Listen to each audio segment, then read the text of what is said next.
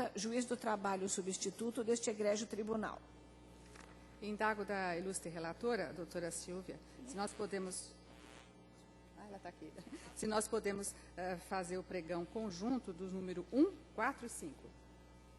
A matéria é a mesma? Então, podemos fazer o pregão do número 1, 4 e 5. Por favor.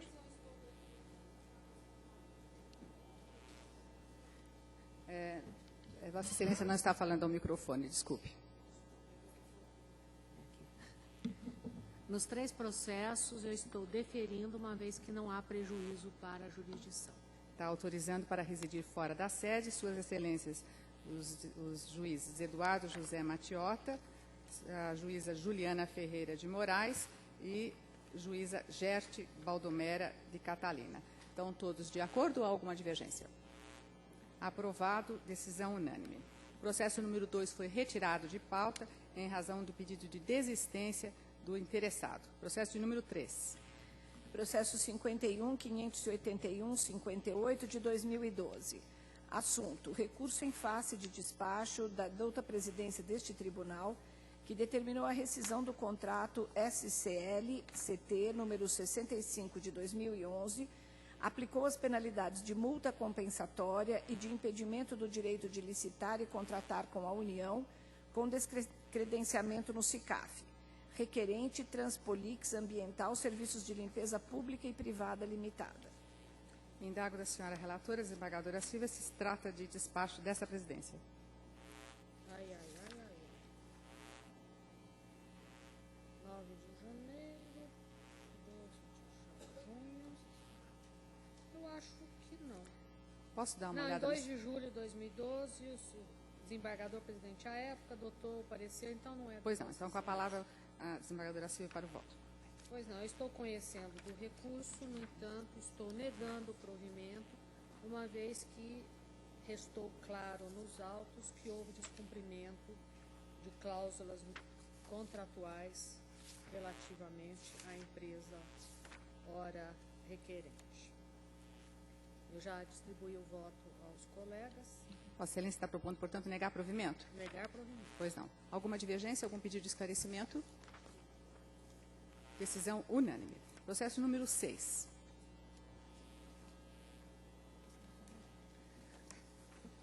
Processo 52.541.14 de 2012. Assunto: recurso administrativo para a reabertura de prazo para sua posse no concurso público para provimento de cargos vagos e formação de cadastro de reserva dos cargos públicos do quadro permanente de pessoal da Secretaria deste egrégio tribunal. Requerente Luciana Roque Miranda Pires.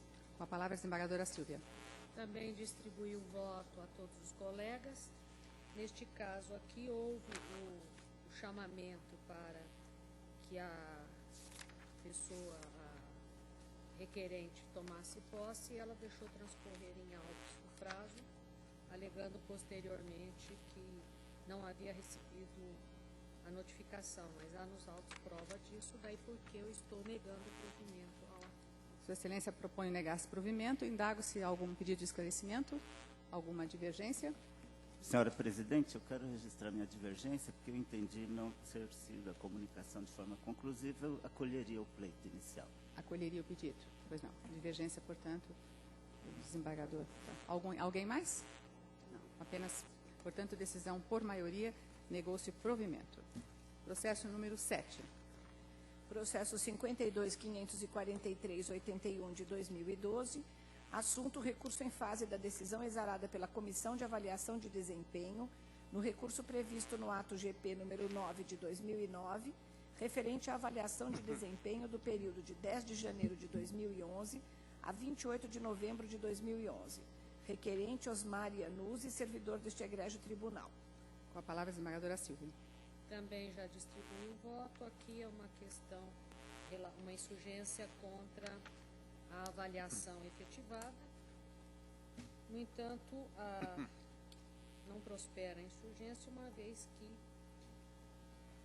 o requisito para que o avaliador apresente explicação para a pontuação mais baixa foi devidamente cumprido. Daí porque eu estou também negando o provimento ao recurso. Algum pedido de esclarecimento? Senhora presidente, eu peço vista nesse processo. Vista regimental. Vista regimental. Vista regimental, o processo fica adiado com vista para o desembargador Rafael. Processo número 8. Processo 52.719.60 de 2012, assunto: consulta sobre a possibilidade de cessão ao Ministério Público do Estado do Rio de Janeiro da servidora Michele de Moraes Basílio para exercer função comissionada de analista de informações. Interessado Cláudio Soares Lopes, Procurador-Geral da Justiça do Ministério Público do Estado do Rio de Janeiro. Com a palavra a desembargadora Silva. Pois não, aqui não há servidor deste regional exercendo atribuições de seu cargo junto ao Ministério Público do Estado do Rio de Janeiro e nem servidor daquele órgão em exercício nesse tribunal, não havendo, portanto, se falar em equivalência do número de servidores. Por essa razão, eu estou votando pelo não acolhimento do pleito de cessão. Pois não. Algum pedido de esclarecimento? Divergência? Decisão unânime. Processo número 9.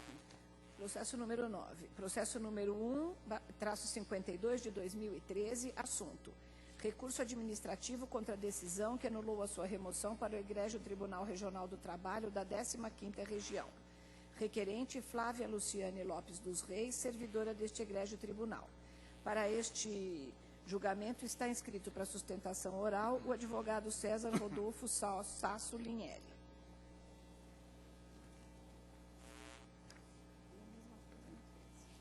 Boa tarde, doutor. Como se tratam? São dois processos que Vossa Senhoria está inscrito, correto? O 9 Correto. e o 13. Isso. A matéria é a mesma, doutor? Muito parecida. O senhor vai sustentar em Eu vou ambos? fazer a sustentação da primeira, a segunda eu só vou ratificar Pois não. a minha defesa, só com duas questões muito Pois não. rápidas. Então, com a palavra. Dá licença.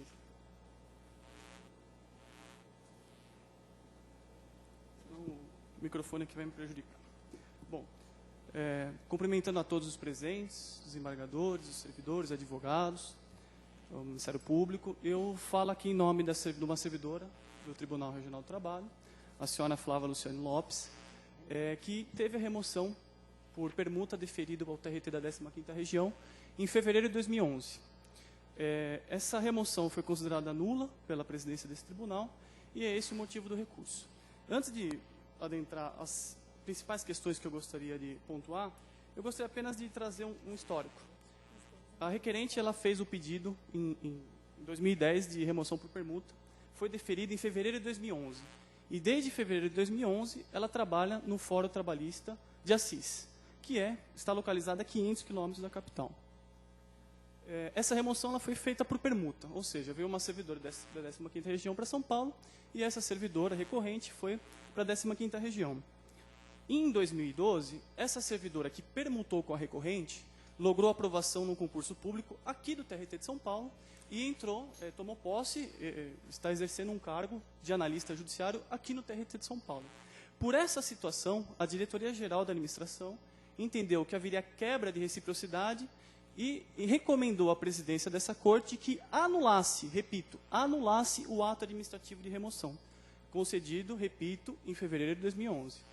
A presidência acolheu o parecer da diretoria-geral, anulou o ato administrativo e determinou o retorno dessa servidora a São Paulo, onde já estava totalmente estruturada. Repito, a 500 quilômetros em Assis. Ela fez um pedido de reconsideração, foram realizadas algumas prorrogações de prazo para ela se representar aqui em São Paulo.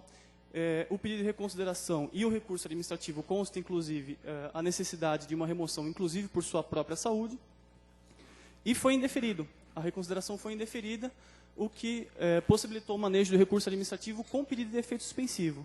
Efeito suspensivo para cautelar a decisão até a decisão final, porque a situação da servidora era uma situação grave, ela teria que se separar do convívio familiar, de toda a sua estrutura, e a vice-presidência administrativa deferiu esse pedido de efeito suspensivo, e aqui eu louvo a postura e a conduta. São 6 motivos que me levam a crer que esse recurso ele merece provimento. E eu vou tentar ser o mais rápido possível em cada um dos 6. O primeiro, e na minha opinião, o mais importante, é a proteção constitucional à família, a proteção à unidade familiar, trazida no artigo 226 da Constituição. Como eu disse, essa servidora, ela construiu toda a sua estrutura na cidade de Assis, onde já trabalha há mais de 2 anos. lá contraiu matrimônio em 2011, portanto, vive com seu marido e comprou a sua residência, transformando em lar conjugal, desde 2011. O seu marido trabalha na cidade vizinha de Paraguaçu Paulista e tem um emprego fixo. Além disso, ela é responsável pelo cuidado dos seus avós e está matriculada lá no curso de Direito. A anulação, repito, a anulação dessa remoção vai fazer com que a servidora simplesmente abandone o lar conjugal. Isso vai romper a unidade familiar, preceito que é defendido pela Constituição da República, artigo 226. Em casos como esse, os tribunais eles não têm hesitado em conceder a remoção ou a manutenção da remoção dos servidores. Cito aqui, por exemplo, o TRF da 2ª Região, e eu gostaria de citar porque eu acho que foi de uma eloquência que cabe aqui a presente. O então desembargador Carreira Vim declarou que, sendo a família a base da sociedade, elas devem se sobrepor a qualquer outra forma organizacional existente, e os seus interesses devem prevalecer, inclusive sobre os interesses estatais. É uma decisão de 2004. Esse órgão especial, em 2011, no recurso de Ricardo Diamante de Castro, também optou pela manutenção da unidade familiar e por sua saúde para manter a remoção do servidor, então, para a cidade de Presidente Prudente. O segundo fundamento é a situação de saúde da servidora. A servidora, depois de ter a ciência dos problemas, do seu retorno para São Paulo e dos problemas que originariam dali, começou com crises depressivas. Ela tem um laudo do médico psiquiatra Dr. Ricardo Berchamp, que alega que ela tem perda de sono e do desejo de viver, indicando que a necessidade de permanência dela no local de trabalho, no atual local de trabalho, que é a CIS. Portanto, diante dessa situação, ou seja, onde se prevê a possibilidade de que a remoção dela, ou o deslocamento dela de retorno para São Paulo, iria influenciar negativamente na sua saúde, deve incidir o artigo 36, inciso 3, a linha B, da Lei 8.112, que prevê que, nesses casos, a remoção deve ser feita, e não sendo um ato discricionário da administração, mas sim um ato vinculado. O terceiro elemento que eu gostaria de trazer é que existe interesse público na manutenção da servidora para a Justiça Trabalhista de Assis. São dois os motivos que me levam a crer isso.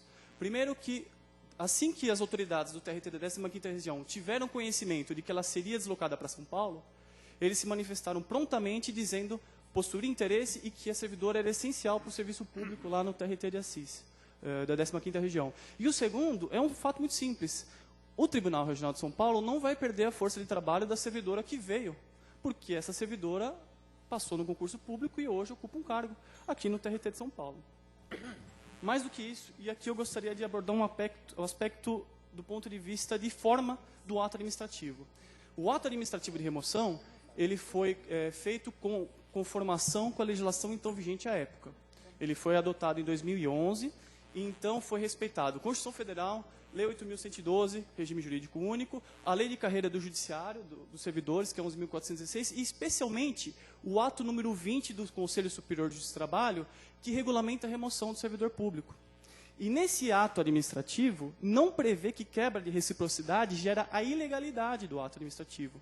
Eu devo repetir que a presidência do tribunal decretou a nulidade, e não a revogação, a nulidade. E a gente sabe muito bem, conforme remonsosa doutrina de jurisprudência, que nulidade só pode ser decretada se tiver vício de ilegalidade ou ilegitimidade no ato administrativo.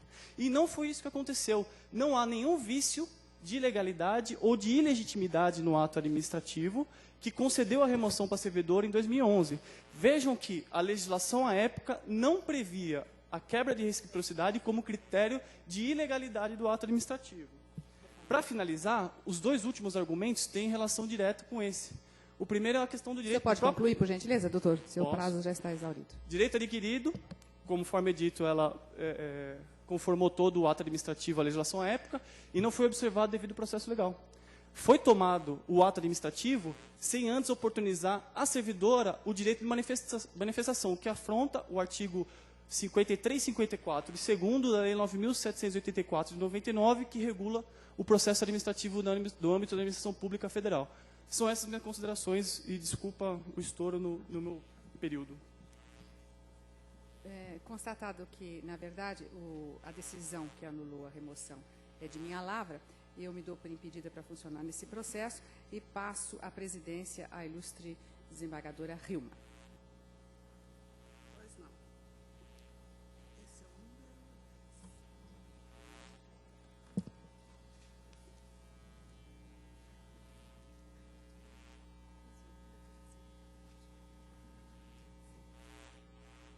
Doutora Silvia, prolação do voto. Pois não. Busca recorrente a reforma da decisão de folha 17, que determinou seu retorno a este regional no prazo de 30 dias, ou apresentasse outro servidor em substituição àquele que invalidou o ato de remoção. Em 25 de fevereiro de 2011, as servidoras Flávia Luciano Lopes dos Reis, da 2ª Região, e Maria Esther Amoedo Gonzalez, da 15ª, solicitaram remoção por permuta aos seus respectivos tribunais, com base no ato conjunto TST 20 de 2007. Após os trâmites legais exigidos, os tribunais da 2ª e 15ª Regiões anuíram com o pedido de remoção por permuta entre as servidoras, publicando-se o ato 955 de maio de 2011. A folha 17, a informação 149/2012 da diretora da Secretaria de Gestão de Pessoas indica a posse e exercício da servidora Maria Esther neste regional. Senhor presidente, eu reivindico uma proximidade maior da ilustre relatora do grupo para a gente ouvi-la com mais prazer e elegância. Está difícil hoje, né? A posse e exercício da servidora Maria Esther neste regional, ocasionando a falta de reciprocidade da permuta. Diante da mencionada informação, o desembargador presidente determinou o retorno da servidora Flávia no prazo de 30 dias, ou que esta apresentasse outro servidor em substituição àquele cuja posse neste regional invalidou o ato de remoção. Houve um ofício que foi solicitado ao 15ª providências para que fosse cientificada de tal determinação. Houve um pedido da mesma 15ª solicitando a dilação do prazo, foi atendido por mais 60 dias. A servidora Flávia pretendeu a reconsideração da decisão do desembargador presidente, a fim de que fosse mantida no TRT da 15ª, tendo havido, no entanto, somente nova dilação do prazo para cumprimento determinado por mais 60 dias. Daí, porque ela apresentou o recurso administrativo. Previsto no artigo 36 da Lei 8.112 de 90 e no artigo 20 da Lei 11.466/06, o Instituto da Remoção foi disciplinado inicialmente pelo ato conjunto TST 20, sendo mencionada neste ato a remoção por permuta. Posteriormente, a publicação da Resolução 110 de 2012 CSJT tratou do mesmo assunto, revogando o ato 20. Importante frisar, no caso, que a permuta entre as servidoras Flávia e Maria Esther se deu durante a vigência do ato 20, havendo na solicitação de permuta declaração da servidora Flávia de estar ciente dos termos do ato conjunto. Como já mencionada, a remoção se deu por permuta durante a vigência do ato 20, não deixando dúvida quanto à escolha da remoção por permuta. A ênfase que se dá quanto ao instituto escolhido deve-se à alegação recursal de necessidade de manutenção da unidade familiar. Não obstante o reconhecimento da importância do núcleo familiar e o respeito à Constituição Federal, o fato é que a análise do pedido da servidora se baseou na forma por elas escolhida à época, remoção por permuta. O acolhimento dos argumentos da recorrente sua manutenção em Campinas, ainda que pelo fundamento de manutenção da unidade familiar, porém sem a exigência de reciprocidade, condição aceita pelas servidoras, quando da solicitação de folhas 2, acarretaria alteração da forma de sua remoção sem o devido procedimento. Os argumentos trazidos pela servidora em seu recurso são válidos e pertinentes, mas não podem ser acolhidos, devendo ela buscar a análise de seu pedido pelo meio adequado. Ainda que evidenciado pelos documentos de folhas 22, 24 e 45, o interesse da 15ª na permanência da recorrente naquele regional, a solicitação de retorno da servidora ao seu órgão de origem evidencia o interesse público também deste TRT da 2ª Região, que busca equacionar a evolução da demanda de reclamações trabalhistas ocorridas nos últimos anos neste regional, não sendo conveniente deixar à disposição da 15ª servidora sem permuta, devendo ainda ser considerado o fato de, embora tenha havido a remoção por permuta, a servidora recorrente continua vinculada ao seu órgão de origem, ou seja, ao TRT da 2ª Região. Equivocada ainda a alegação da recorrente no sentido de que, com a posse da servidora Maria Esther, a suposta quebra de reciprocidade não causa prejuízo à administração deste regional. A servidora Maria Esther foi removida para este tribunal para suprir o déficit em seu quadro funcional decorrente da remoção da hora recorrente para a 15ª. Esta, na verdade, é a razão da remoção por permuta, possibilitar aos servidores a movimentação entre tribunais sem que estes fiquem com déficit em seu quadro de pessoal.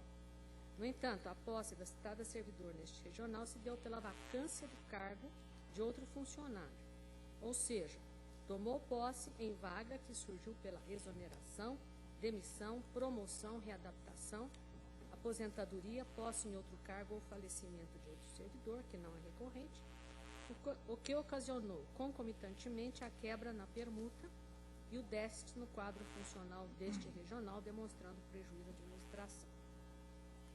No tocante ao suposto direito de remoção por motivo de saúde própria, deve a recorrente utilizar-se da via adequada para apreciação do pedido. Alega ainda a recorrente a ilegalidade da decretação da nulidade da remoção.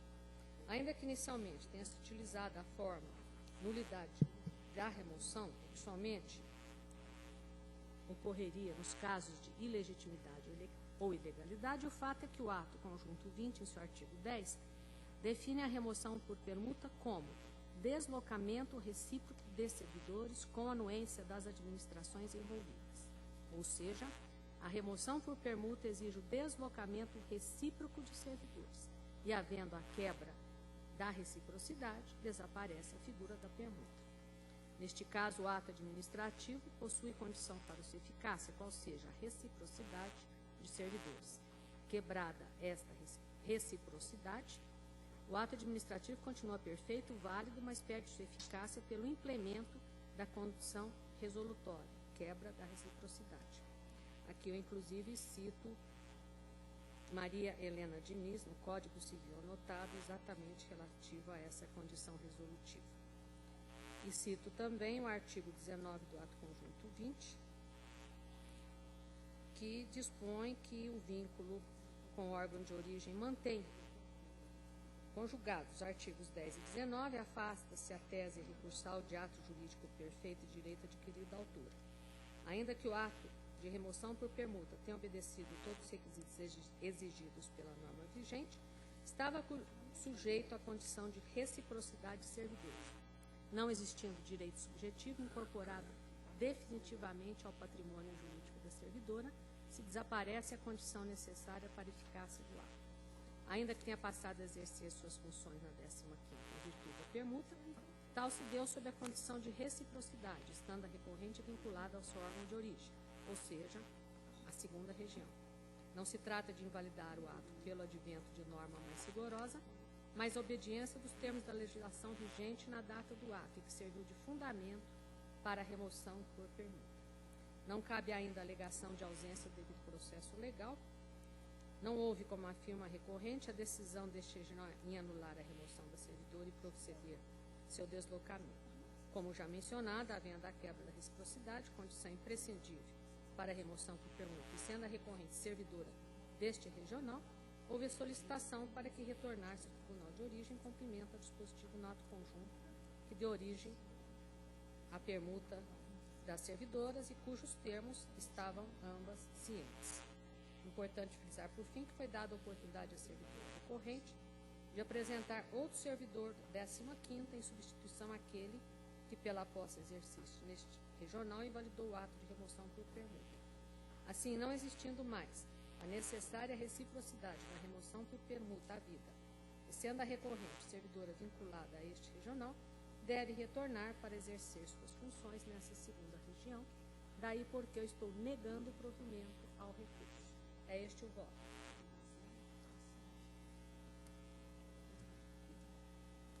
Desembargadora Amélia. Pois não, senhora presidente. Não obstante o brilhantismo do voto apresentado por Sua Excelência, desembargadora vice-presidente administrativa, eu vou usar divergir com base no que foi sustentado aqui perante a tribuna, dando ênfase à unidade familiar e ao fato de que a 15ª região manifestou interesse, há interesse público na manutenção dessas servidoras lá. E o ato conjunto vigorava àquela época e, a meu ver, o ato é legítimo. Então, eu daria provimento. Pois não. Desembargador Nelson Nazar. Senhor presidente, eu não ouvi a sustentação por inteiro. Então, penso que não posso votar. Pois não. Desembargador Sérgio Vini. Eu acompanho a divergência. Desembargador Godoy.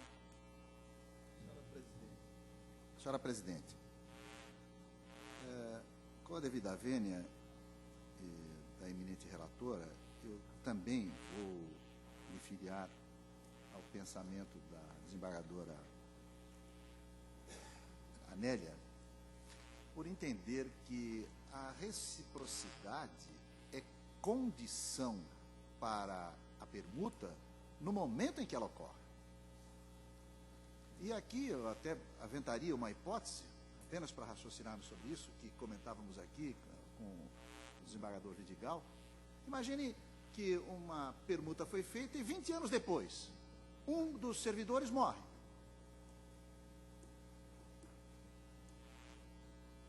Teria sentido revogar-se, anular-se o ato de remoção 20 anos depois? Essa condição é estabelecida, sim, no ato conjunto, para o deferimento do pedido, a reciprocidade. Mas não me parece constar essa exigência para a manutenção da permuta. Independentemente das razões humanas, se são respeitáveis e devem ser realmente tomadas em consideração, aqui me parece é que o ato se completou. Ainda que os servidores se mantenham vinculados aos tribunais de origem, mas aquele ato foi perfeito e foi praticado segundo as regras vigentes no momento da sua prática. Então, por essa razão, pedindo vênia, eu acompanho a divergência inaugurada pela eminente desembargadora Anélia Lixo. Pois não. Desembargador Odete.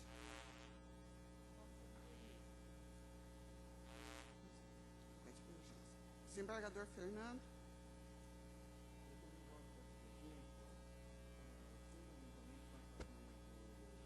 Do Godoy.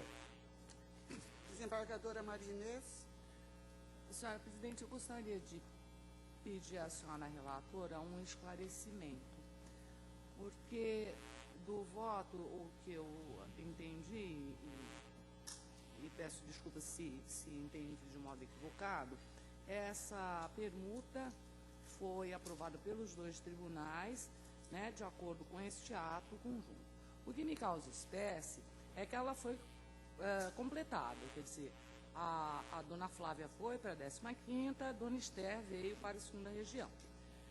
Não obstante, no meio do voto, no corpo do voto, Vossa Excelência refere que a servidora Maria Esther, ela tomou posse neste tribunal em razão de vacância do cargo de outro funcionário, ou seja, em vaga que surgiu. Ela tomou posse em virtude de direito próprio, ela era concursada deste tribunal e, por essa razão, ela tomou posse nesta vaga que surgiu em função de exoneração, enfim. Seria esse caso, já que se fala em quebra de reciprocidade?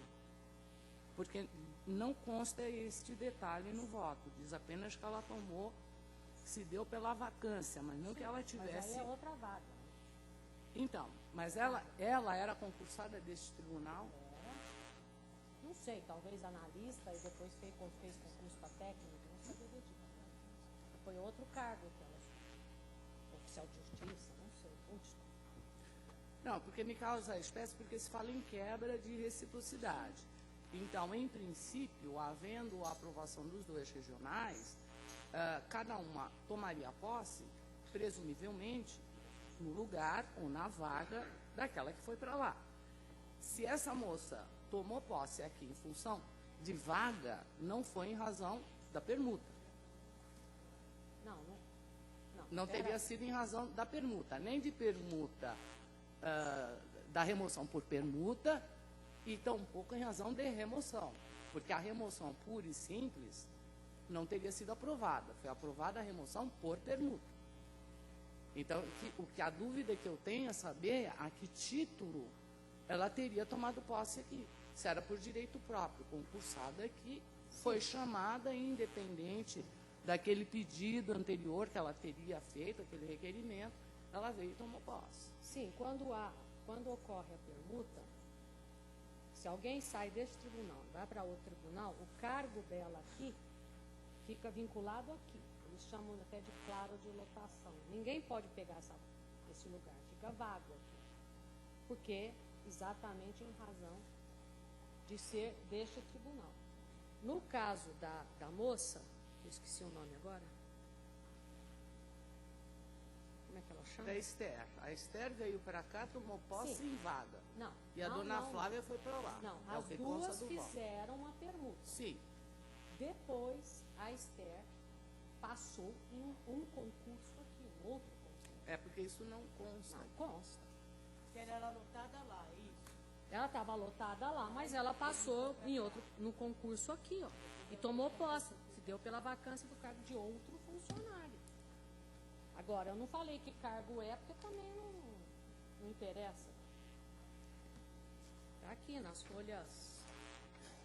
No curso da permuta sobreveio a aprovação. Mas isso, Sobreveio a que aprovação isso em para mim concurso. não E ficou aí ela claro. assumiu, mas tá aqui. Porque para mim não havia ficado claro, por isso que eu pedi esse esclarecimento, senhora relatora. E são duas situações totalmente distintas. Sim, entendi. Então, no curso deste processo, ela teria sido aprovada no concurso e tomou posse. Tomou posse. E aí, então, está tomando por direito próprio, não quero mais saber dessa permuta, enfim.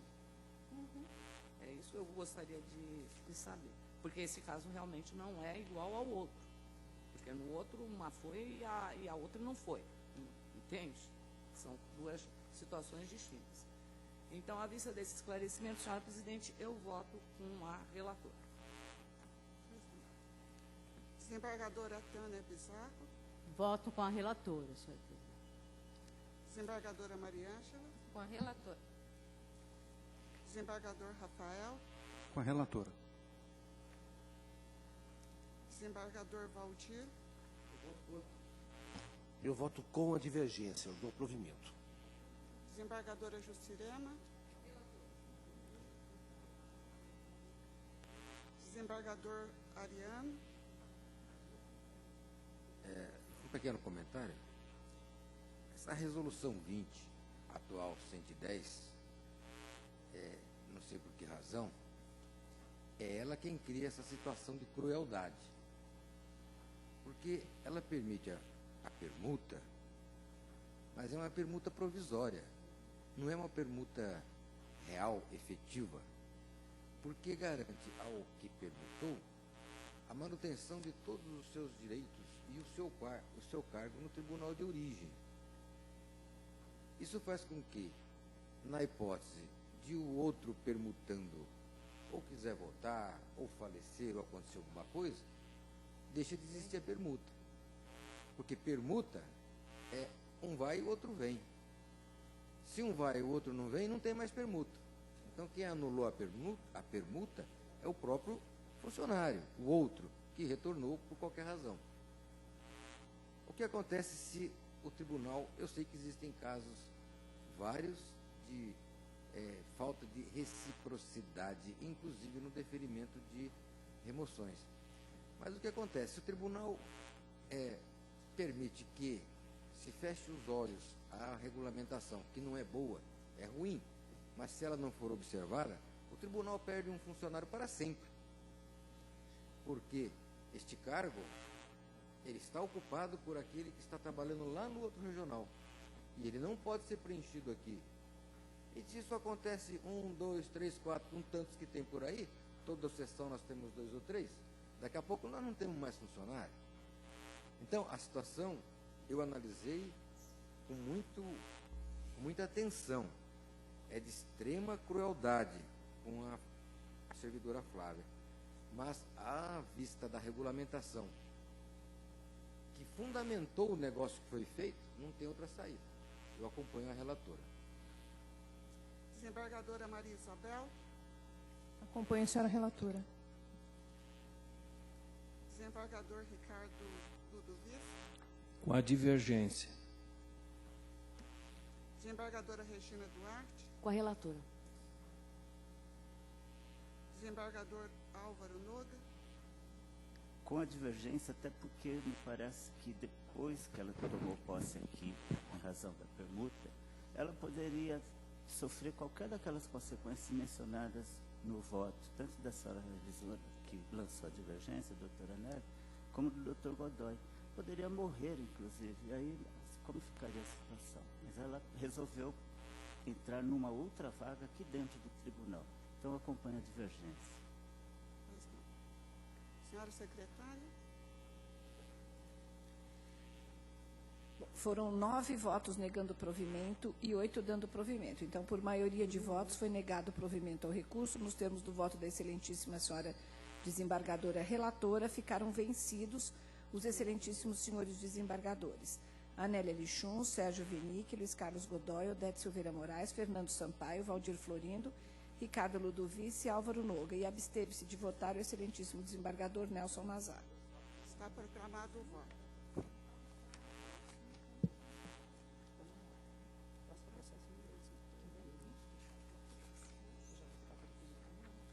Então, é o processo número 13, é o 536-78 de 2013. Assunto: recurso administrativo contra a decisão que anulou a sua remoção para o Egrégio Tribunal Regional do Trabalho da 15ª Região. Requerente: Selma Beraldo Armijo, servidora deste Egrégio Tribunal. Também há inscrição para sustentação oral do ilustre advogado César Rodolfo Sasso Linheri. Da mesma forma, continuando o meu impedimento, com a presidência. Pois não. Tem a palavra, doutor. Basicamente a situação é muito parecida. As únicas diferenças são que a servidora da permuta retorna, essa é a diferença básica, e que a servidora recorrente, que eu represento, ela tem 2 filhos e está lá desde 2009, portanto há um tempo superior. E eu gostaria só de aproveitar o momento dessa sustentação, diante do resultado anterior. Vou chegar em casa bem triste hoje, mas infelizmente isso acontece, para fazer um pequeno esclarecimento no que diz respeito à vigência do ato administrativo que o desembargador Ariano mencionou. Na realidade, o ato 20, ele não, repito, ele não prevê que quebra de reciprocidade gera necessidade de retorno. Ele não previu isso. Quem previu isso, sabe qual foi? A resolução 110 do Conselho, que revoga o ato 20. Só que a remoção foi deferida na vigência do ato 20. Por isso que a inovação que consta da nova redação, da nova regulamentação, e não constava da anterior, induz com absoluta clareza de que a quebra de reciprocidade não é motivo que enseja o retorno, o necessário retorno. E mais do que isso, para finalizar e fazendo um último esclarecimento, da preocupação externada pelo desembargador Ariano no que diz respeito à vinculação dos servidores ao tribunal de origem, prestando serviço em outros tribunais. Essa foi uma questão que a legislação previu. Foi o artigo 20 da Lei 11.416. Infelizmente, a legislação previu essa situação, que, na minha opinião, é equivocada, e que agora o legislador está tentando resolver por uma série de projetos de lei, que vão fazer com que o servidor perca a vinculação com o órgão de origem e ganhe a vinculação com o novo órgão. Só que até que seja feita essa, vamos dizer assim, com a devida vênia aos legisladores, seja consertado esse equívoco, o fato é de que houve ato jurídico perfeito no ato de remoção desses 2 servidores. Isso é inequívoco, inclusive por conta da regulamentação à época. São esses só os meus esclarecimentos. Quase que numa choradeira, mas é isso mesmo. Desembargadora Silvia Devonalt, ao voto. Bom, eu não vou ler novamente, porque senão vai ficar muito chato. Eu só queria dizer o seguinte: o ato 20, quando fala na reciprocidade, é óbvio que a reciprocidade é uma via de mão dupla. Um vai e o outro vem. Se um não vai, o outro não é reciprocidade. Então, a 20 já previa sim, e houve escolha das duas pela remoção por permuta. Então, ambas estavam cientes de que ficariam vinculadas ao seu próprio tribunal. E mais, a servidora que vai para outro tribunal deixa aqui um cargo que não pode ser ocupado por ninguém mais. Então, como disse o doutor Ariano no outro bloco, se nós tivermos 30, 40, 50, 100 nessa situação, nós vamos ficar sem todos esses servidores, porque não podemos preencher esses claros de lotação. Quando a pessoa se dispõe a fazer uma permuta, ela tem ciência que pode passar 50 anos, mas que um dia ela pode ter que retornar. Daí porque eu estou negando o provimento. Pois não. Eu pergunto aos colegas se existe algum reposicionamento com relação ao voto anterior ou se podemos considerar votado da mesma forma que o anterior. Senhora Presidente. Senhora Presidente. Então eu vou tomar um por um. Pois não. Desembargadora Anélia. Eu mantenho. Desembargador Nelson Nazar. Desembargador Sérgio Pinic. Desembargador Godoy. Divirjo, senhora presidente, com os argumentos já apresentados, insistindo em que não há esta exigência da reciprocidade, e mais, que diante disso não se poderia falar sequer em condição, porque suponha, e eu dei o exemplo aqui da conversa que tive com o desembargador Vidigal, de um dos funcionários morrer.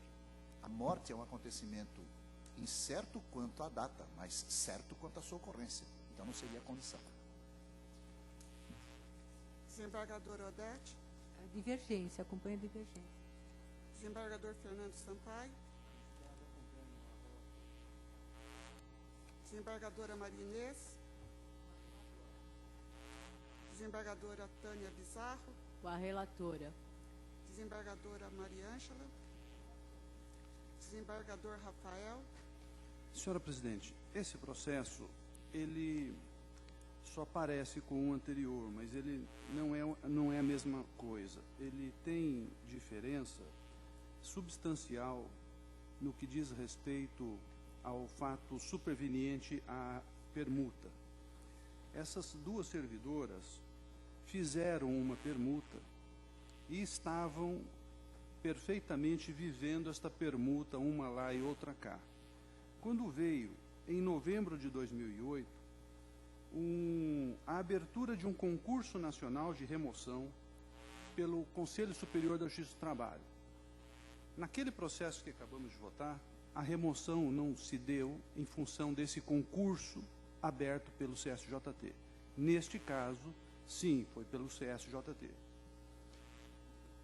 A funcionária que veio da 15ª e que podia perfeitamente expressar o seu arrependimento em um novo entendimento com um novo colega para retornar à região, optou por se inscrever para ser removida de volta para a 15ª, que é o lugar dela. Então, ela veio para cá, ocupou o lugar da nossa servidora, e estando aqui, usou da faculdade deste concurso de remoção do CSJT e se inscreveu para voltar para a própria região. A meu ver, salvo o melhor juízo, era preciso ter considerado, na ocasião de admissão, de aceitação da validade dessa remoção, dessa servidora, remoção para a própria casa dela, a validade de todos os atos em conjunto, porque o ato dessa remoção produziu reflexo na permuta. Desequilibrou, sim, a permuta, mas desequilibrou de uma maneira unilateral. Então, há irregularidade até no ato de admissão dessa remoção, à luz dos critérios estabelecidos no edital número 20, edital de 20 de novembro de 2008 do CSJT. Em razão disso, neste caso, eu voto diferente do que eu votei no anterior. Porque aqui houve uma surpresa inesperada e unilateral de uma das partes.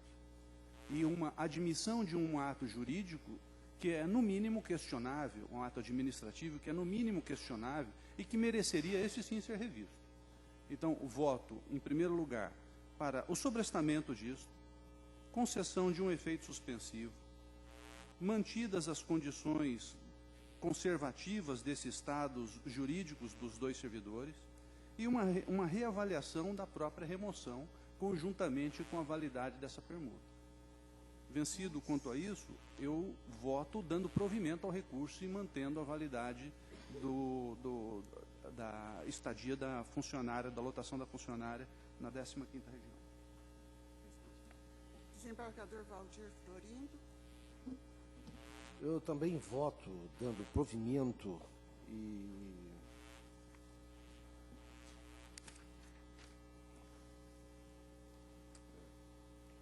eu acompanho a divergência, eu dou provimento.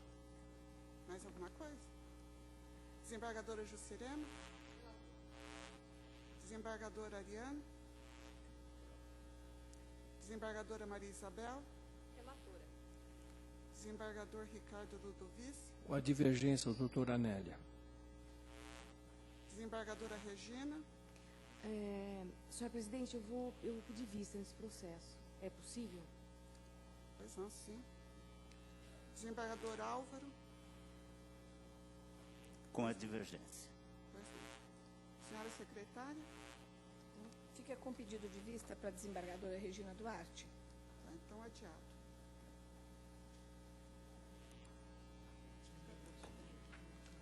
Vou botar na primeira.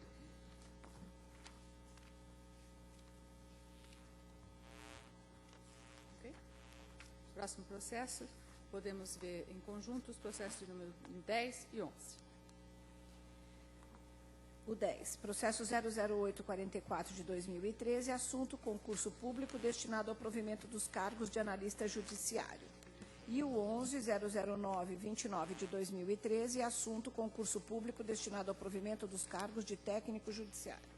Com a palavra, a desembargadora Silvia. Eu estou votando no sentido de aprovação da proposta do concurso público em ambos os casos. Pois não. Alguma divergência? Podemos dar por aprovado? Senhora presidente, eu gostaria de falar pois não, doutora Ariane. manifestar um entendimento. Com relação à abertura de concurso para o provimento de cargos de analista Se você pudesse falar um pouquinho mais próximo, por favor. Bem. Obrigada. Os dois processos Pois não. abrem concurso público para provimento de cargos de analista e técnico.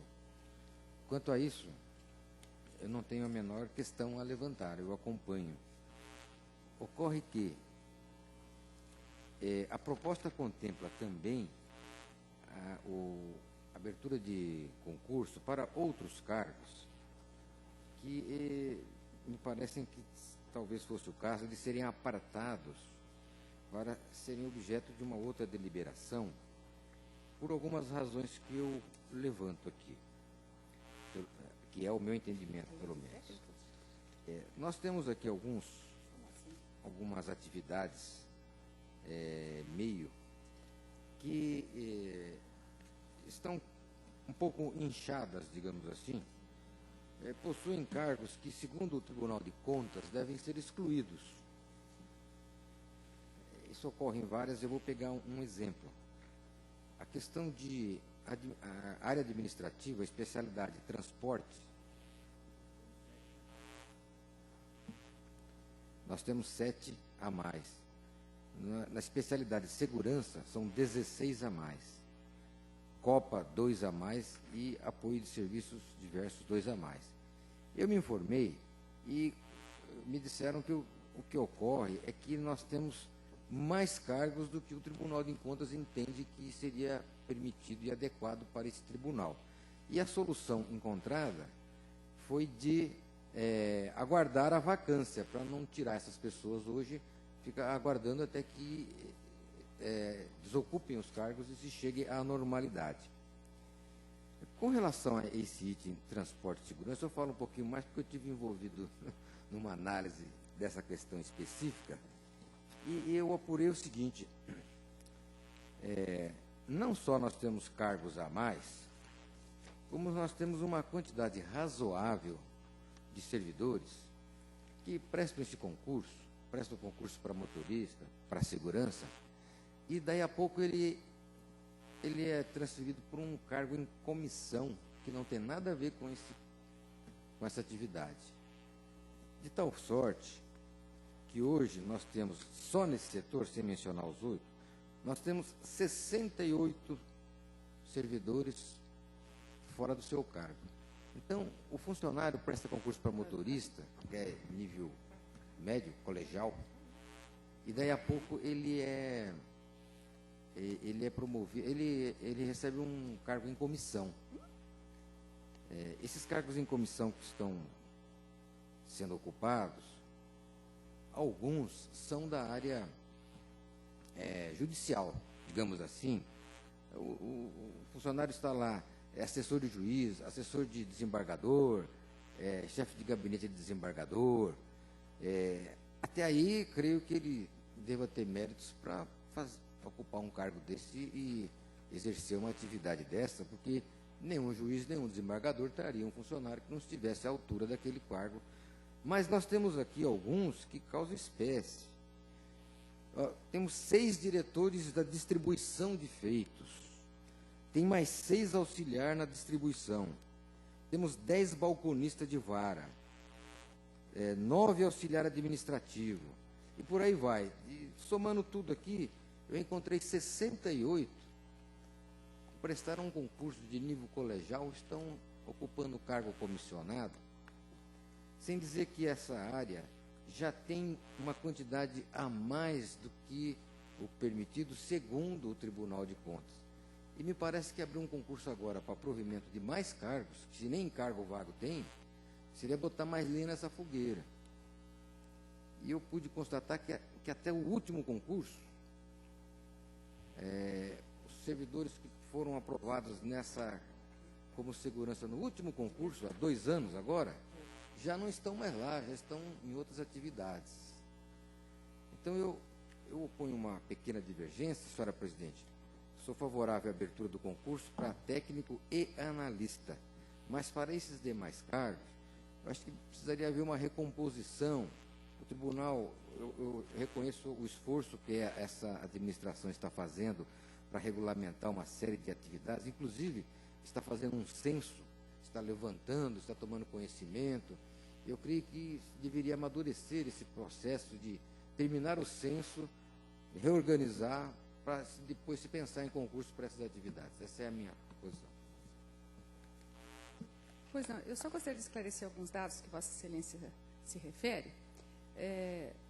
Bem, com relação aos cargos que estão em extinção, eles efetivamente só podem ser declarados extintos quando há vacância do cargo. Antes disso, nós não podemos declarar, já que o servidor está ocupando o cargo. Logo, a extinção só vai ocorrer quando ocorrer a necessária vacância. Com relação ao exercício de a quantidade maior de cargos em descumprimento ao TCU, salvo o melhor juízo também não está correto, na medida em que não há cargo nenhum sendo ocupado que não tenha sido criado por lei. O que há é uma designação de função para o qual o servidor é chamado a ocupar. Função comissionada, FC5, ou cargo SCJ. De qualquer maneira, não se está ultrapassando de modo algum a quantidade de cargos criados por lei. O que ocorre, evidentemente, é a designação para funções, sim, comissionadas, que está perfeitamente dentro da legalidade. Salvo melhor juízo, as informações de que existem alguns servidores que estão usando encargos de comissão, está dentro da absoluta legalidade e que de modo algum atrapalha o andamento de um concurso. O que propõe concurso destinado a provimento de cargo de analista judiciário e de técnico judiciário, São essas as ponderações que eu tinha a colocar e coloco em votação. Se tiver mais alguma dúvida, posso esclarecer. Alguém mais irá divergir? Divergência apenas, então, do desembargador Ariano. Fica aprovada a abertura de concurso público destinado aos provimentos dos cargos referidos. Último processo de pauta, processo número 12.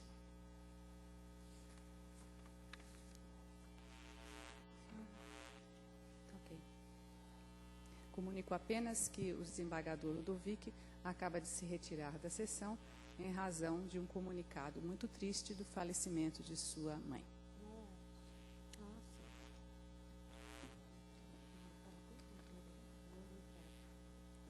Podemos dar prosseguimento, então, ao último processo.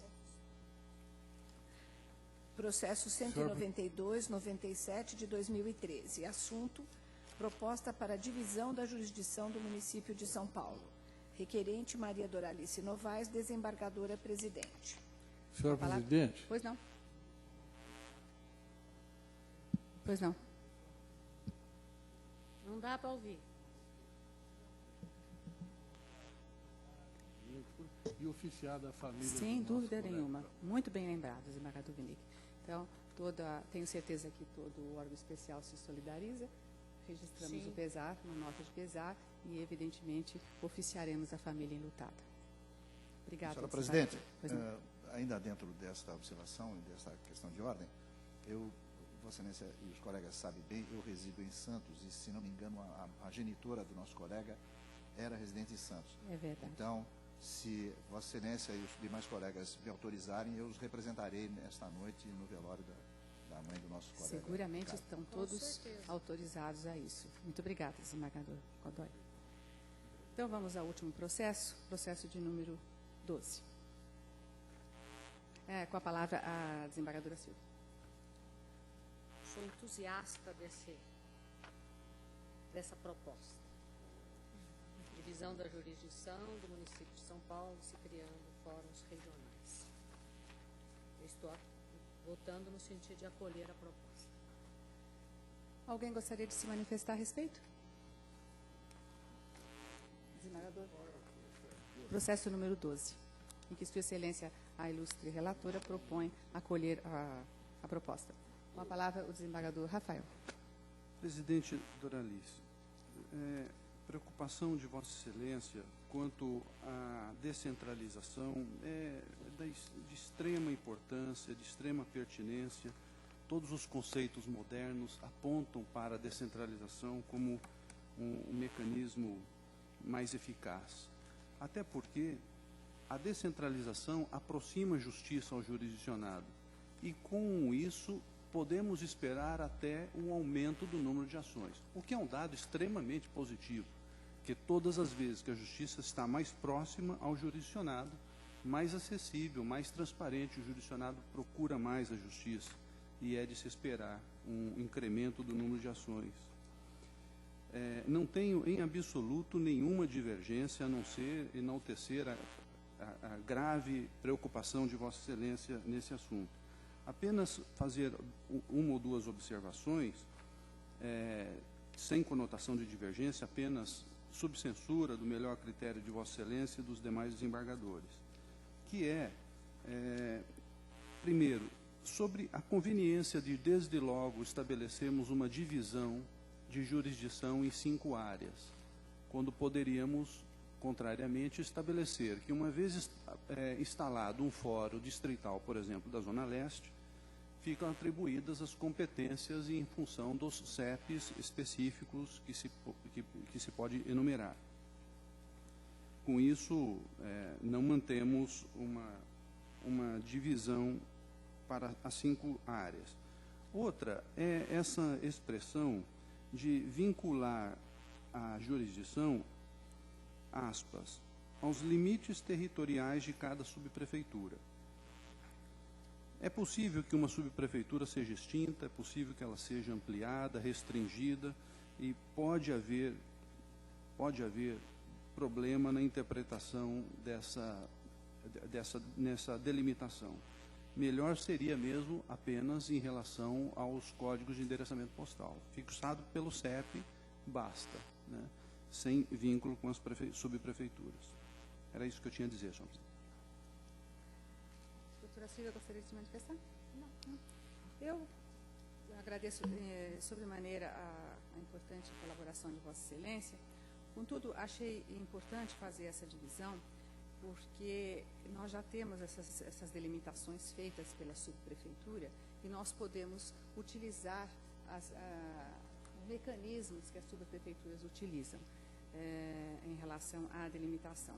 O fato de a gente delimitar a jurisdição apenas ao Código de Endereçamento Postal, nós teríamos uma dificuldade, porque são inúmeros os códigos de endereçamento postal e existem aqueles que estão na linha divisória das subprefeituras. De forma que achei necessário fazer as duas delimitações, porque há códigos de endereçamento postal que abrangem duas subprefeituras.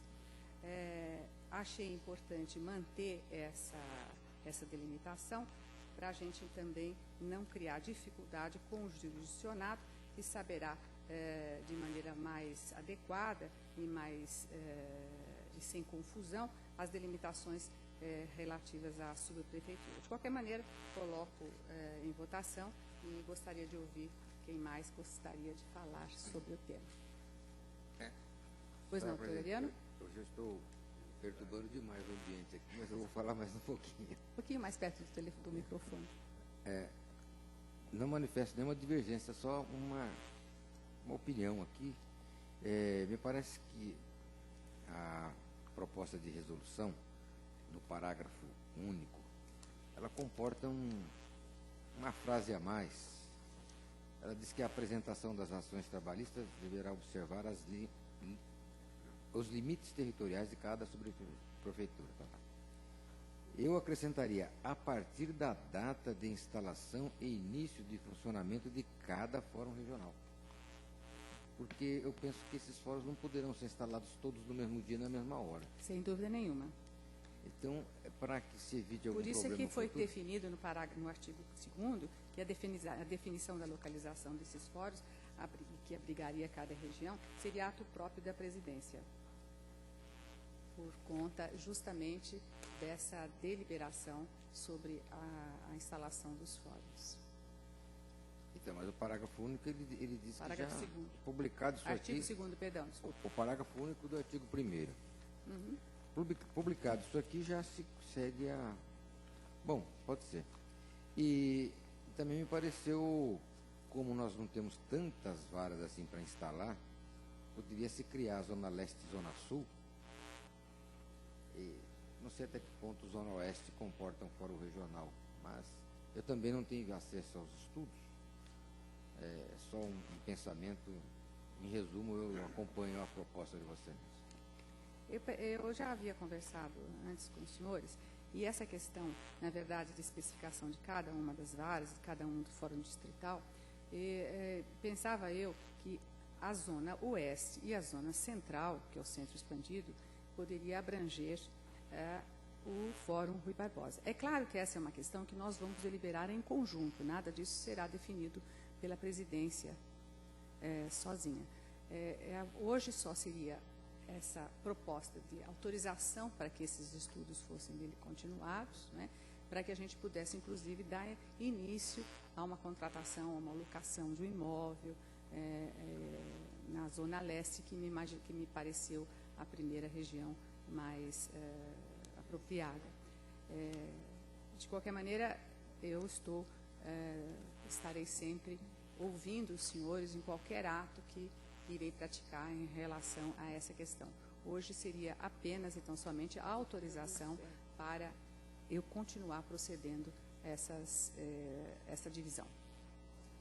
Alguém mais gostaria de se manifestar? Senhora Presidente. Pois não.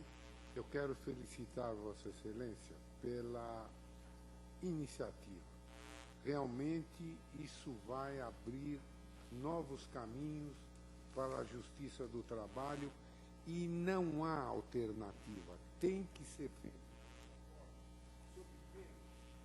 Não se instalar as novas varas. Todos presenciaram o o problema que houve no passado, quando tentamos alugar um prédio aqui próximo. É preciso instalar as varas. E esta foi a forma, inclusive, que foi apoiada pelo Tribunal Superior do Trabalho. Está sendo Eu apoiada. felicito Vossa Excelência pela iniciativa. Muito obrigada, desembargador Nazar. De fato, ela está sendo apoiada não só pelo CNJ, como pelo TST, como pelo presidente que está deixando o TST, como o presidente que vai tomar posse. Também já tive contato com o prefeito do município, que tornou-se também um entusiasta da tese. E, é claro, vou ter um pouco de dificuldade, todos nós teremos um pouco de dificuldade com os advogados da região central, diga-se, porque todos os advogados da região leste estão nos apoiando integralmente nessa empreitada. E vamos ver, espero que dê certo. Tenho certeza que dará, aliás. Podemos considerar aprovado? Gostaria de fazer o registro da sua divergência, desembargador Rafael? Não? Tá. Muito obrigada. De forma que... Sem querer interromper Não, na por favor. matéria do tribunal, só gostaria que fosse pensado em relação às ações civis públicas, enquanto a regionalização. Claro. Tá? Que em relação ao Ministério Público, não é. Claro, com Obrigada. certeza, com certeza. De forma, então, que a proposta foi aprovada por unanimidade e, a partir de hoje, daremos início aos estudos e aprofundamento da tese. Agradeço a todos pelo... nós temos ainda o órgão especial, desculpe, do judicial. Pois não.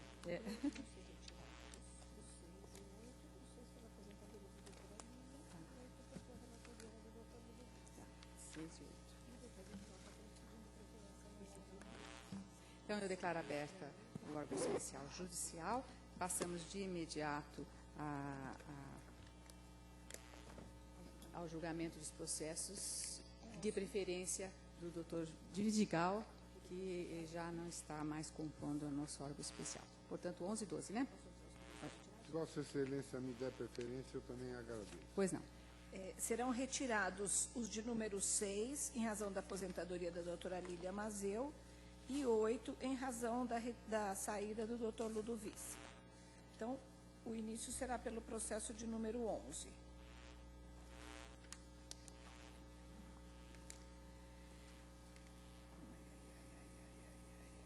Vamos lá. Vamos. Processo 77-4195 de 2012. Agravo em mandado de segurança. Relator, o excelentíssimo senhor desembargador Luiz Antônio Vidigal. Revisor, o excelentíssimo senhor desembargador Rafael Pugliese Ribeiro. Agravante, a União. Agravada a respeitável decisão de folhas 16, que concedeu a liminar requerida. Pois não. Com a palavra, o desembargador Vidigal. Pois não, senhora presidente. É o seguinte, é um agravo previsto no artigo 16 da Lei 12.016/09, interposto pela União, que entrou no feito como terceira interessada. A questão diz respeito ao mandado de segurança interposto pelo excelentíssimo senhor juiz Edilson Soares de Lima contra o ato do excelentíssimo senhor presidente do tribunal à época, doutor Nelson Nazar, em que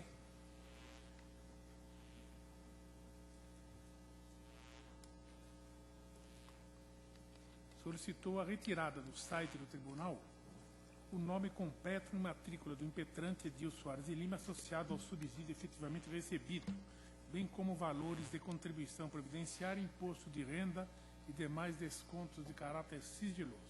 Eu remeti o voto aí aos demais colegas, e é o seguinte, eu estou, primeiro, rejeitando a preliminar de incompetência arguída pela União, uma vez que, ao contrário do que tenta fazer crer, o ato atacado não é resolução 151 do Conselho Nacional de Justiça em si, mas a forma como vem sendo aplicada pela presidência deste grande TRT. Não obstante o respeitável esforço argumentativo, o ato tido como coautor não se origina do CNJ, mas sim do presidente desse regional, em virtude de modo de aplicação determinada, que supostamente excederia as disposições regulamentares. Então, estou rejeitando a preliminar de incompetência absoluta. No mérito, eu faço um resumo na decisão do se surge quanto ao ato desse senhor presidente, que divulgou no site TRT, sem qualquer controle de acesso, a remuneração e informações correlatas ao impetrante. A decisão de folha 16 deferiu-se a pedido liminar, decisam esse que objetiva a União reformar. Na hipótese de incognição sumária, restou constatado que a Lei de Acesso à Informação não obriga a publicação do nome de cada servidor e sua respectiva remuneração sem qualquer controle de acesso, o que implica em violação do direito líquido e certo. Não é de se perder de vista que a Constituição Federal considera invioláveis a intimidade, a vida privada, a honra e a imagem da pessoa. E não é por outro motivo que a Lei de Acesso à Informação cuidou de expressamente consignar no seu artigo 31 que o tratamento das informações pessoais deve ser feito de forma transparente com respeito à intimidade, vida privada, honra e imagem de pessoas, bem como a liberdade e garantias individuais. O artigo 32, inciso 4, estipula divulgar ou permitir a divulgação ou acessar ou permitir o acesso indevido à informação sigilosa ou informação pessoal. E o artigo 10º é expresso: qualquer interessado poderá apresentar pedido de acesso a informações aos órgãos e entidades referidos ao artigo 1º dessa lei por qualquer meio legítimo, devendo o pedido conter a identificação do requerente e a especificação da informação requerida. Aliás, o acesso não se confunde com a pura e desmesurada exposição dos dados do impetrante na internet, como ocorreu na determinação do ato atacado Data Velha. Tanto é assim que as casas legislativas da Câmara dos Deputados e do Senado Federal exigem atenção ao comando legal, por elas editados, o preenchimento de um formulário para identificação do requerente, antes do fornecimento da informação pretendida. Consta das considerações do ato número 1 do secretário 10. Estou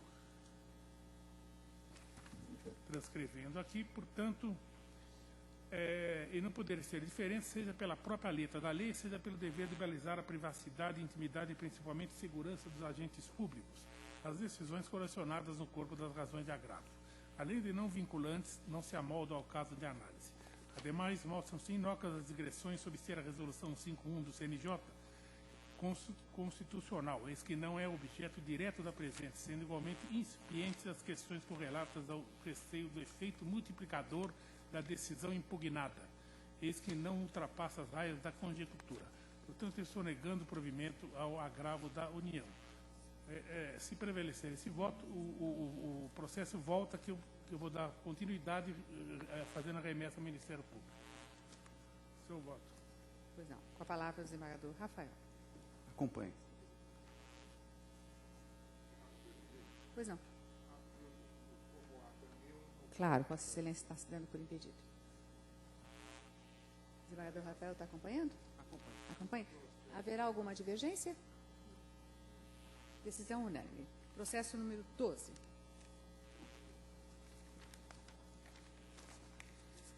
Processo TRT São Paulo 17.24.0073 de 2006, agravo regimental. Relator excelentíssimo desembargador Luiz Antônio Vidigal, revisor excelentíssimo desembargador Rafael Pugliese. Agravante, JFH Empreendimentos Imobiliários Limitada. Agravado o respeitável despacho de folhas 1470 e 1471, que indeferiu o processamento de recurso extraordinário. Com a palavra do relator, doutor Vidigal. Pois não, senhor presidente. Nesse caso, acho que já teve alguns casos idênticos a esse aqui. Foi uma decisão do presidente do tribunal, na época, me parece, doutor Décio, em que denegou o seguimento ao recurso extraordinário interposto pela hora agravante, sob o fundamento de que não existe repercussão geral de questão constitucional, no que toca aos pressupostos de admissibilidade. Este agravo foi dirigido ao Supremo e o seu presidente determinou a remessa dos autos a esse tribunal para que julgasse na forma de agravo regimental. Eu estou julgando, inclusive, já passei o voto, realmente não há repercussão geral constitucional, como determina a lei 11.418/2006 e a emenda constitucional número 42/2004. Cito, inclusive, um voto do excelentíssimo senhor ministro do TST, ministro João Orestes Dallazen, um órgão especial, em que, exatamente nesse sentido, que não há repercussão geral em matéria de pressupostos recursais. Portanto, eu estou negando o provimento. Pois não. Desembargador Rafael? Também nego, excelência. Alguma divergência, algum pedido de esclarecimento? Decisão unânime. Agradecemos sobremaneira a colaboração do desembargador Vidigal e, se quiser, poderá nos dar, se retirar. Agora vamos dar preferência aos processos em que funciona o desembargador Nelson Nazar. O primeiro deles é o de número 9. É o processo TRT São Paulo 5248-226 de 2012. É um conflito de competência. O relator é o excelentíssimo senhor desembargador Nelson Nazar, o revisor é o excelentíssimo senhor desembargador Sérgio Vinick. Suscitante é a excelentíssima senhora Odete Silveira Moraes, meritíssima desembargadora da Igreja 11ª Turma. Suscitado o excelentíssimo senhor Rafael Pugliese Ribeiro, meritíssimo desembargador da Igreja 6ª Turma. Com a palavra o desembargador Nazar. Não, 9. O primeiro é o 9, doutor.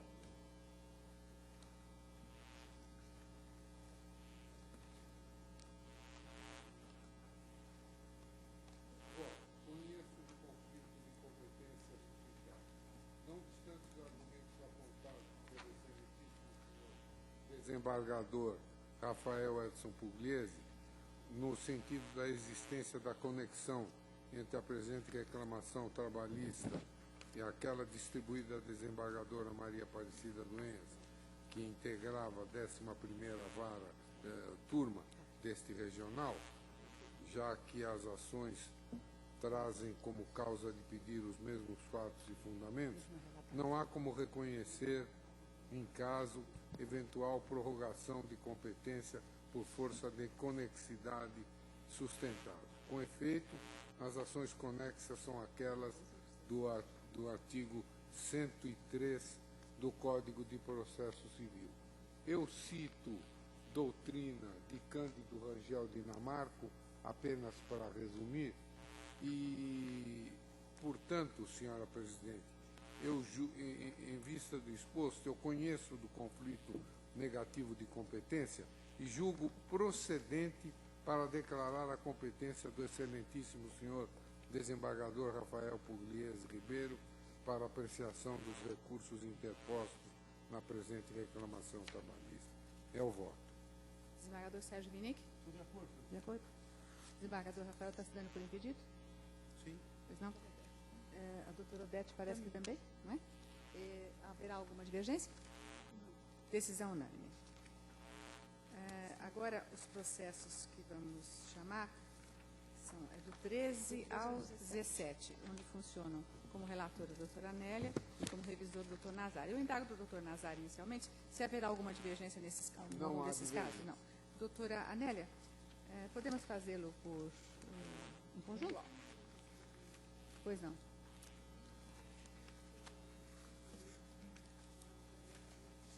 Pois não. Pois não. O doutor Nazar está acompanhando. Alguém tem alguma dúvida? Alguma divergência? Eu gostaria de um esclarecimento da em qual processo, por gentileza? Do número 17. 17. O número 17, o advogado está apresentando aqui a reclamação e eu gostaria de saber se ficou constando nos autos a presença dele no dia da audiência, que ele alega que compareceu à audiência de julgamento, que o juiz não estava presente. Número 17. É o 17.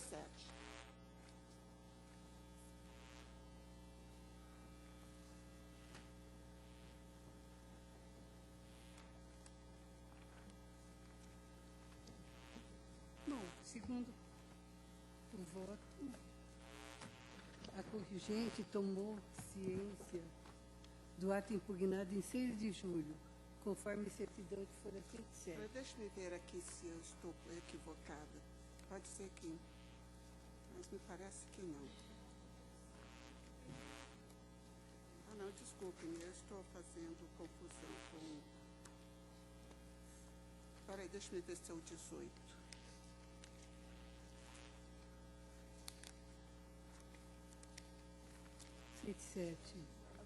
Quanto ao 17? É o 18, quanto ao 17, não tem dúvida? 6 de julho de 12. Depois não. Então, em relação aos processos de número 13 a 17, podemos considerá-los julgados? Decisão unânime? Pois não. O doutor Ernesto Nazar parece que já tem todos os processos julgados. Se Vossa Excelência também quisesse retirar, está às ordens, doutor Nazar. Muito obrigado. Vamos começar agora pelo de número 1. Processo TRT São Paulo 698319 de 2012, mandado de segurança. Relator, excelentíssimo senhor desembargador Luiz Carlos Gomes Godoy. Revisora, excelentíssima senhora desembargadora Odete Silveira Moraes. Impetrante, Aliança Seguro S.A. Impetrado, ato judicial da vice-presidente do Egrégio Tribunal Regional do Trabalho da 2ª Região, excelentíssima senhora desembargadora Sônia Maria Prince Franzini. Litisconsorte, a União. Com a palavra, o desembargador Luiz Carlos Gomes Godoy. Senhora presidente, conforme o voto já distribuído aos eminentes desembargadores, trata-se de um mandado de segurança contra a decisão da eminente vice-presidente que indeferiu liminar em ação cautelar incidental. Ato que se inseria no seu poder dever de julgar e, na forma da súmula 418, optou por não ver presentes requisitos que pudessem levar ao atendimento do pedido. Então, por essa razão, a minha proposta de voto é no sentido de julgar improcedente a ação e denegar a segurança. Desembargador Odete? Acompanho. Alguma divergência? Algum pedido de esclarecimento? Apenas quanto à fundamentação, senhora presidente, eu aqui denego a segurança porque não vislumbro o ato arbitrário, tampouco o direito líquido e certo. Eu reputo o fumus boni iure elemento não essencial do mandado de segurança. De forma que Vossa Excelência está divergindo apenas quanto ao fundamento. Quanto à fundamentação. Está mais no resultado final, Vossa Excelência acompanha. Eu denego a segurança. Denega a segurança. Denego Pois a não. segurança. Alguma manifestação a mais? Julgado. Processo número 2. Pregão. Processo 50344862-2012, mandado de segurança. Relator, excelentíssimo desembargador, relatora, excelentíssima senhora desembargadora, doutora Odete Silveira Moraes. E revisor, excelentíssimo senhor desembargador Fernando Sampaio. Impetrante Walter Moro Júnior, impetrado ato do excelentíssimo senhor desembargador presidente do Tribunal Regional do Trabalho, doutor Nelson Nazar. Com a palavra do relator, a doutora Odete. Pois não, senhora presidente, trata-se de mandado de segurança contra ato do então presidente desse regional, que indeferiu a requisição de pagamento de honorários periciais. Aí e o fundamento é ausência de prova quanto à concessão expressa dos benefícios da justiça gratuita quanto aos honorários periciais. E a minha conclusão, senhora presidente, é no sentido de julgar procedente o pedido e conceder a segurança. Concede a segurança. Desembargador Fernando? De acordo. Parece que já houve várias decisões nesse sentido. Todos acompanham? Decisão unânime. Processo número 3. Mandado de segurança 508592-4-2012. Relator, excelentíssimo desembargador Sérgio Vinic. Revisor, excelentíssimo desembargador Fernando Sampaio. Impetrante, Walter Moro Júnior. Impetrado, ato do excelentíssimo senhor desembargador do Egrégio Tribunal, doutor Nelson Nazar. Com a palavra, o desembargador Sérgio Vinic. Pois não, senhora presidente, trata-se de mandado de segurança impetrado por um perito contra ato do então presidente, doutor Nazar, que lhe indeferiu percepção de honorários. A minha proposta de solução, já encaminhada aos eminentes pares, é cassar o ato da autoridade coatora, que indeferiu o pedido do impetrante de honorários periciais, e determinar a autuação da requisição de pagamento da verba honorária, bem como a remessa ao ordenador da despesa do tribunal, para que se proceda à solicitação de empenho e pagamento. Pois não. Doutor Fernando? Parece que a matéria é idêntica ao anterior, de forma que a conclusão seria a mesma. Decisão unânime. Processo número 4. Mandado de segurança 735565 de 2012. Relator, excelentíssimo desembargador Fernando Sampaio. Revisor, excelentíssima senhora Maria Inês Moura Santos Alves da Cunha. Impetrante, Márcia Regina da Costa. Impetrado, ato do excelentíssimo senhor desembargador presidente do tribunal, Dr. Nelson Nazar. Parece que nesse caso já foi proferido o voto. Estava com vista regimental ao desembargador Valdir Florindo, correto? Tem condição de voto, desembargador Florindo? Sim, presidente. Eu pedi o adiamento porque, na verdade, eu não tinha condição de voto na última sessão. Perdão? Eu pedi o adiamento porque, de fato, eu não tinha condições de voto na última sessão. Mas, pegando o processo e olhando bastante atenciosamente, como, de fato, todos o fazem, eu observei o seguinte, e me chamou muita atenção, meu presidente. O processo é de 1986, tendo um trânsito julgado 3 anos depois. E aí, para receber esse precatório, para receber o precatório originário deste processo, nós temos 24 anos. Ao todo, 27. Só 12 foi de execução. Quer dizer, então, a demora que o Estado tem para pagar isso, que não fez até agora, é exatamente o período que demorou a execução desse processo. Ou seja, há 12 anos que o Estado está aqui enrolando, e, na verdade, parece que é o próprio administrador que passa para os próximos e acaba não pagando o precatório. Nesse caso aqui, o ofício requisitório foi expedido em 1º de janeiro de 2001, um valor de R$570 mil. E só foi liberado 62.804, equivalente ao triplo fixado na lei estadual, para débitos de pagamento de pequeno valor, em maio de 2012.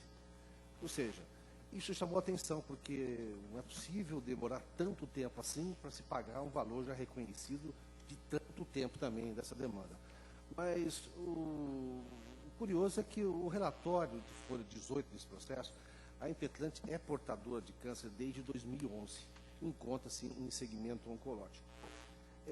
Muito embora, através da emenda constitucional 62 de 2009, tenha sido dado prioridade aos créditos de natureza alimentar de pessoas idosas ou portadores de doença, mas mesmo essa tramitação preferencial, penso que não é capaz de prevenir danos graves e irreversíveis à dignidade e à saúde, no caso da impetrante.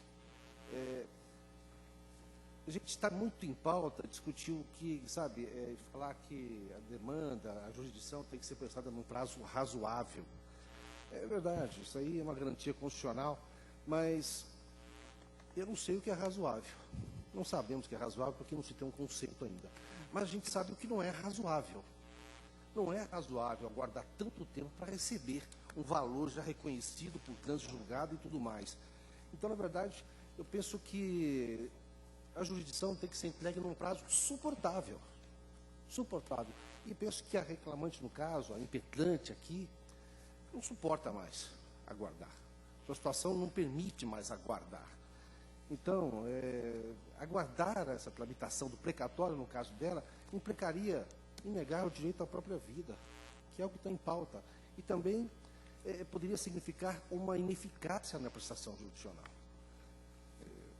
Então, por essas e outras razões que já foram colocadas aqui, eu acompanho a divergência e concedo a segurança para que seja definido o sequestro do valor suficiente ao precatório.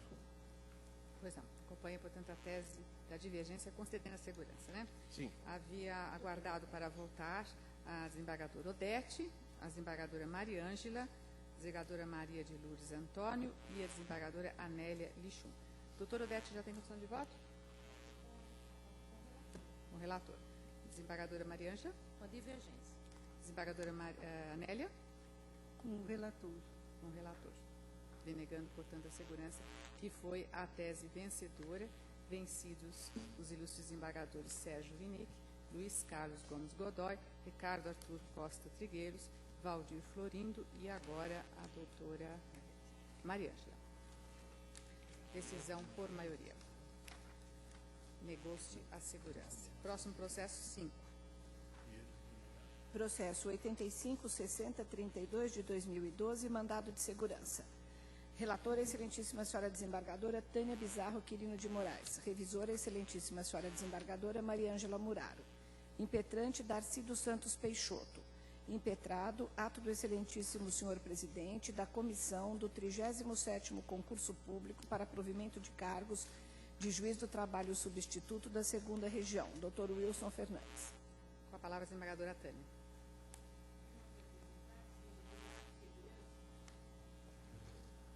Impetrado por Darcy dos Santos Peixoto contra ato da Comissão de Concurso para juiz substituto. Ocorre que ele pedia liminarmente a possibilidade de participar do concurso, que foi negada, liminar que foi negada, e no dia 2 de setembro passado foi realizada a primeira etapa do concurso para preenchimento de vagas sem a presença dele. Nessa medida, a obviedade perdeu o objeto, pelo que eu denego a segurança. Pois não. Com a palavra a doutora Mariângela. Acompanho. Alguma divergência? Decisão unânime. Processo número 7, já que o 6 foi retirado. Processo 50.34.134 de 2012, mandado de segurança. Relatora, excelentíssima senhora desembargadora Maria Isabel Cueva Moraes. Revisora, excelentíssima senhora desembargadora Regina Duarte. Impetrante, Walter Moro Júnior. Impetrado, ato do excelentíssimo senhor desembargador, presidente do Egrégio Tribunal Regional do Trabalho da 2ª Região, Dr. Nelson Nazar. Com a palavra a desembargadora Maria Isabel. Se trata, acho que, da mesma hipótese dos processos número 2 e o outro, não estou localizando, mas é a situação de mandado de segurança por honorários periciais. Pretendendo honorários periciais, eu estou concedendo a segurança. Concedendo a segurança. Pois não. Doutora Regina Duarte, alguma divergência? Decisão unânime. Próximo processo número 10. Obregão.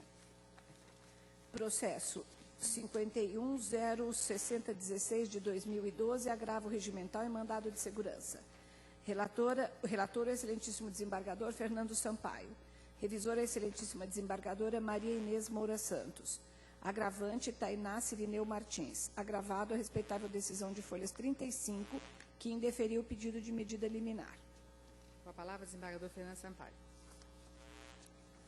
Aqui eu estou, trata de mandado de segurança, agravo regimental e mandado de segurança.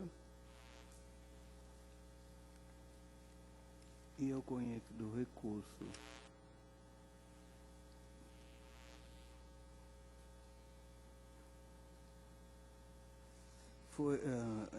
Conheço do recurso que pretende seja concedida a liminar que foi negada. Para que pretende o recorrente que se suspenda o ato que deu motivo ao pedido, quando houver fundamento... Não, um momentinho.